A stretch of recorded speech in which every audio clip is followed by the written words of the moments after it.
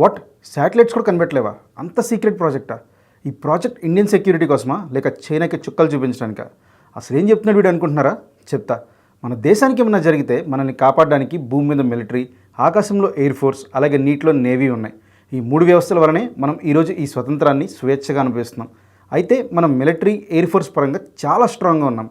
కానీ నేవీ పరంగా వెనకబడ్డాం అనడం కాదు, కానీ కొంచెం ముందుకు వెళ్ళాల్సిన అవసరం ఉంది.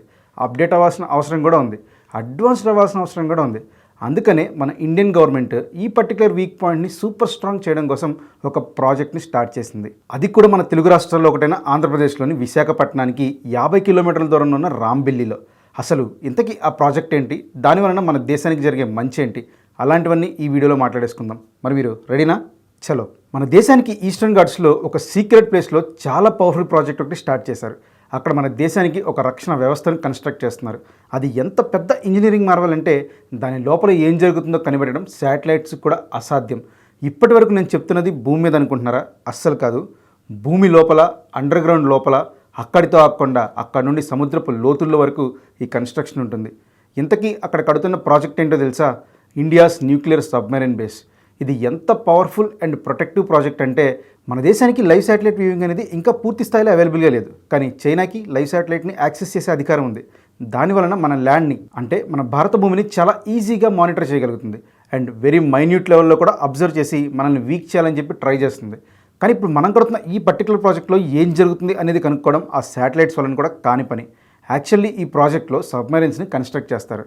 కానీ ఈ ప్రాజెక్ట్ని ఇక్కడే, అంటే ఈ ఊరిలో కన్స్ట్రక్ట్ చేయడానికి గల కారణం ఏంటంటే ఈ పర్టికులర్ ప్లేస్లో జియోగ్రఫికల్గా ఒక బ్యూటీ ఉంది. అదేంటంటే సముద్రం ఒడ్డున కూడా చాలా లోతుగా ఉంటుంది. మామూలుగా సబ్మెరైన్స్ అనేవి సముద్రపు నీటి లోపల మునిగి శత్రుదేశాల నౌకల్ని గమనిస్తూ ఉంటాయి, కదలికలన్నింటినీ గస్తీ కాస్తూ ఉంటాయి. కానీ అవి ఒడ్డుకు వచ్చేప్పుడు లేదా సముద్రంలోకి వెళ్ళేప్పుడు వాటి ఉనికి అనేది ప్రతి ఒక్కరికి తెలుస్తుంది. అంటే లైక్ ఎప్పుడు వెళ్తుంది, ఎప్పుడు వస్తుంది, అలాంటివి అనమాట. దానివలన మన దేశాన్ని వేరే దేశాల స్పైస్ కానీ లేదంటే శాటిలైట్స్ కానీ మానిటర్ చేసే ఛాన్స్ ఎక్కువగా ఉంటుంది. కానీ ఇప్పుడు కడుతున్న ఈ ప్రాజెక్ట్లో అయితే సముద్రం నీరు చాలా లోతుగా ఉండడం వలన, పైగా ఆ లోత్ అనేది అండర్ గ్రౌండ్లో వరకు ఉండడం వలన సబ్మెరైన్ అనేది అసలు ఎప్పుడు సముద్రంలోకి వెళ్తుంది, ఎప్పుడు సముద్రం నుండి బయటికి వస్తుంది అనేది కనీసం ఆ ఊరిలో ఉండే లోకల్స్కి కూడా తెలియదు. ఎందుకంటే ఆ ప్లేస్కి వెళ్ళడానికి ఎలాంటి సైన్ బోర్డ్స్ కానీ మార్కర్స్ కానీ లేవు కాబట్టి. చైనాలో కూడా ఎగ్జాక్ట్గా ఇలానే హైనాన్ ద్వీపం బేస్ అని చెప్పి ఒకటి ఉంటుంది. సేమ్ ఇది కూడా అలాగే ట్రై చేస్తున్నారు. దాని కాపీ ఆర్ రెప్లికా కాదు, మనకి ఇక్కడ జాగ్రఫికల్గా అలా కలిసి వచ్చిందనమాట. ఈ పర్టికులర్ ప్రాజెక్ట్ వలన భారతదేశం యొక్క సెకండ్ స్ట్రైక్ న్యూక్లియర్ క్యాపబిలిటీ అనేది ఎప్పుడూ సేఫ్గా ఉంటుంది. సెకండ్ స్ట్రైక్ న్యూక్లియర్ క్యాపబిలిటీ అంటే ఏంటా అనుకుంటున్నారా? మన దేశానికి ముందుగా ఏ దేశం మీదైనా సరే న్యూక్లియర్ అటాక్ చేయడానికి రైట్ లేదు. అంటే మనంతటా మనం ఎవరి మీద దాడి చేయం. కానీ ఎవరైనా మన దేశం మీద దాడి చేస్తే మాత్రం అస్సలు వదిలిపెట్టం, ఖచ్చితంగా దాడి చేస్తాం. సో ఆ స్ట్రైక్ని మనం సేఫ్గా పెట్టుకోవచ్చు. రాంబెల్లిలో కన్స్ట్రక్ట్ చేస్తున్న ఈ బేస్ యొక్క ఫస్ట్ పార్ట్ దాదాపు పూర్తయిపోయింది.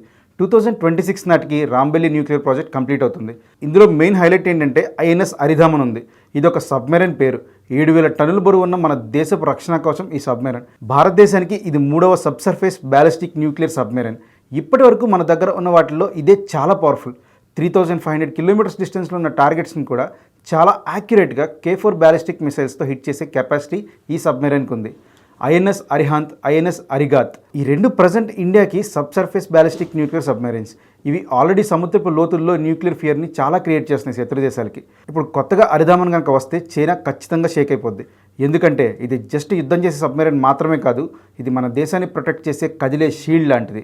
ఇదే కాకుండా ఇంకో సబ్సర్ఫేస్ బ్యాలిస్టిక్ న్యూక్లియర్ సబ్మెరైన్ కూడా ఆల్రెడీ కన్స్ట్రక్షన్లో ఉంది. దాని కోడ్ నేమ్ వచ్చేసి S4. ఇది చాలా పెద్దది, పైగా స్ట్రాంగ్, డేంజరస్ కూడా. 13,500 టన్స్ వెయిట్ ఉండే ఒక మూవింగ్ బీస్ట్ ఇది.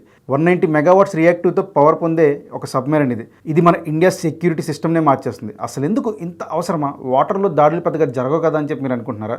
ఈ ప్రాజెక్ట్ మన కంట్రీకి ఎందుకు ఇంపార్టెంట్ అంటే, మీరు సరిగ్గా అబ్జర్వ్ చేస్తే మన శత్రు దేశమైన పాకిస్తాన్, అలానే మన దేశానికి సౌత్లో ఉండే శ్రీలంక, అలానే ఇంకో పక్క బంగ్లాదేశ్ని, అలానే నేపాల్ని, అన్నింటిని, అంటే ఇండియాకి నైబరింగ్ కంట్రీస్లో ఉన్న అన్ని దేశాలని చైనా తన గుప్పెట్లో పెట్టేసుకుంది. ఎప్పటికైనా ఇండియాని కూడా చైనా ఆధీనంలోకి తెచ్చుకోవాలని చెప్పి చూస్తుంది. మీరు సరిగ్గా చూస్తే చైనాలో ఎలక్ట్ అయ్యే ఏ ప్రెసిడెంట్ అయినా సరే ఓత్ ఇచ్చేటప్పుడు ఖచ్చితంగా చైనా ల్యాండ్ని ఎక్స్పాండ్ చేస్తా అని చెప్పి ప్రామిస్ చేస్తారు.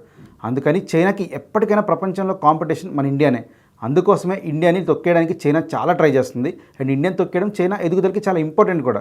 దానికి సముద్ర తీరం అన్నింటికంటే ఈజీ అని చెప్పి చైనా నమ్ముతుంది. ఎస్పెషల్లీ మన దేశానికి సౌత్లో ఉన్న ఇండియన్ ఓషన్ నుండి ఇండియాని దెబ్బతీయడం మొదలు పెట్టాలని చెప్పి చైనా ప్లాన్. అయితే చైనాకు తెలియదు ఏంటంటే ఇండియా జస్ట్ ప్రొటెక్ట్ చేసుకోవడం మాత్రమే కాదు, అటాక్ చేయడానికి కూడా ఎప్పుడు రెడీగా ఉంటుందని. యుద్ధం ఎప్పుడు వచ్చినా ఆల్రెడీ ఉన్న 2 మాత్రమే కాకుండా ప్రజెంట్ రెడీ అవుతున్న ఇంకొక 2 సబ్మెరైన్స్తో ఆగిపోకుండా కొత్తగా ఇంకో 6 న్యూక్లియర్ పవర్డ్ సబ్మెరైన్స్ని కూడా కన్స్ట్రక్ట్ చేస్తున్నారు. ఆ కన్స్ట్రక్షన్ కూడా ఆల్రెడీ స్టార్ట్ అయిపోయింది. ఈ ప్రాజెక్ట్ కోసం 2023లో ఇండియన్ గవర్నమెంట్ ఫస్ట్ 2 సబ్మెరైన్స్ కోసం 40,000 కోట్లను ఖర్చు పెట్టింది. ఒక్కో సబ్మెరైన్ 9,800 టన్నులు బరువు ఉంటుంది. ఇవి ఫ్యూచర్లో డీప్ సీలో ఎనిమీ కంట్రీస్ని వేటాడే హంటర్స్లా మారతాయి.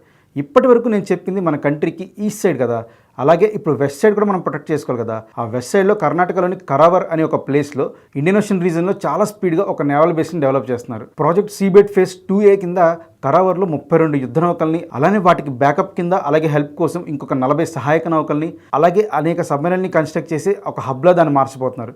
25 కిలోమీటర్ల పొడవైన ఏరియా అది. దాన్ని కవర్ చేయడానికి డ్రైడాక్స్, డ్యూయలీస్, నేవల్ ఎయిర్ స్టేషన్, అలానే లాజిస్టిక్స్ కమాండ్స్తో పాటు కరావర్ మన దేశానికి ఒక ఐరన్ షీల్డ్లా మారుతుంది.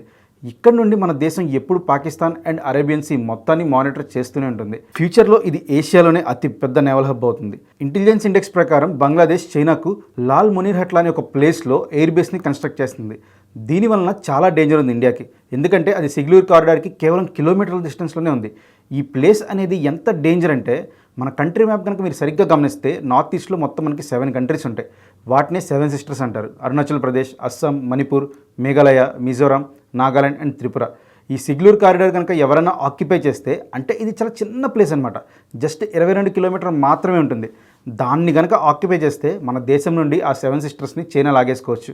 ఈ ప్లేస్ బంగ్లాదేశ్, భూటాన్, నేపాల్, ఇండియా ఈ 4 దేశాలని కలుపుతూ ఉంటుంది. అందుకని దీన్ని చికెన్ నెక్ ఆఫ్ ఇండియా అని కూడా పిలుస్తారు. యాక్చువల్లీ చైనా ప్లాన్ కూడా ఈ స్పాట్ని క్యాప్చర్ చేయడమే. ఒక్కసారి బంగ్లాదేశ్ కన్స్ట్రక్ట్ చేసే ఈ ఎయిర్ బేస్ కనుక కంప్లీట్ అయ్యింది అనుకోండి, చైనా జెట్స్ అన్నీ కూడా అక్కడ నుండి ఎగరొస్తాయి.